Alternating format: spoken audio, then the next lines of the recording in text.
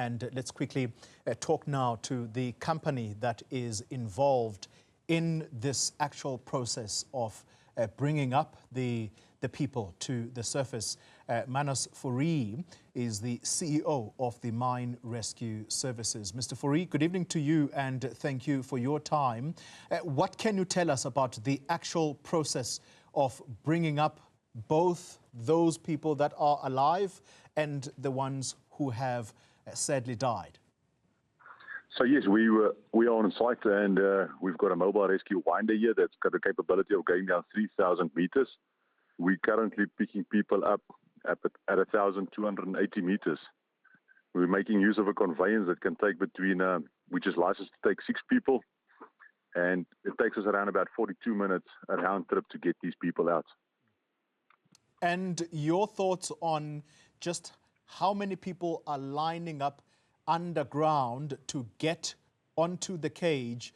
Are you finding that there is resistance or people are voluntarily desperate to come out?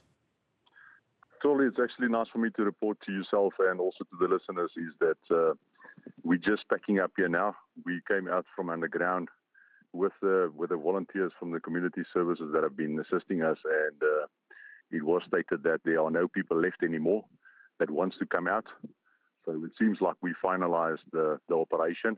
But just to make certain is that tomorrow we will go down again tomorrow morning just to go and make sure that there hasn't been anybody being left behind or any persons that may have came from inside the mine back to the station that wants to come out.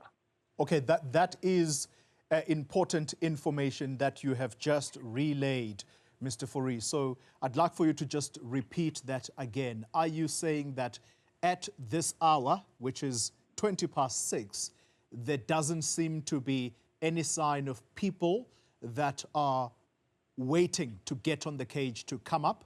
Is that what you are suggesting, that perhaps this is the completion of the operation?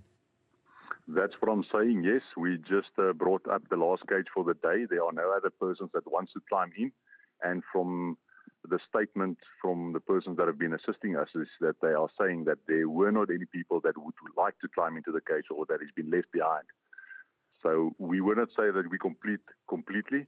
We will go and check again tomorrow just to make 100% sure that we haven't left any persons behind. What about those who are deceased? Have those bodies been brought to the surface? All the bodies which the persons have said has been underground in that vicinity has been sent out to surface according to them, and they also haven't left any bodies behind of which they could see.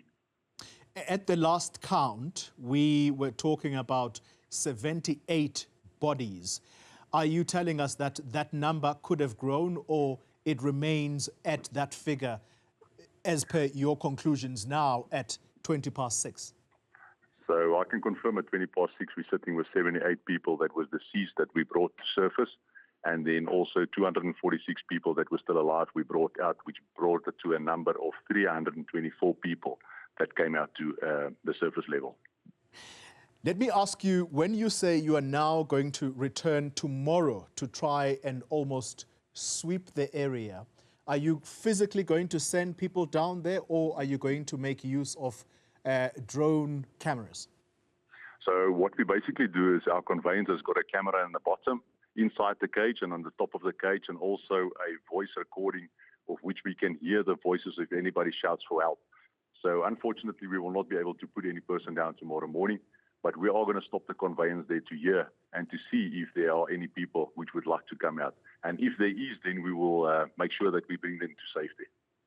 Just finally and briefly, the people, your staff members that have been conducting this operation, what have they seen that perhaps they've never seen before? There are very troubling stories that are coming out. People's bodies that are dismembered and just the smell coming from underground. What can you tell us in that regard?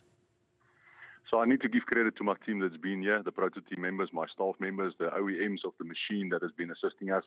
These guys are assisting us greatly whenever we've got any emergency at the mine.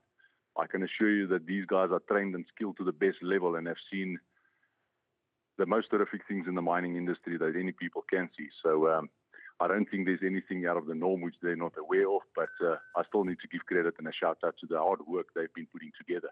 And then also the 2 community members that have been assisting us in this whole operation.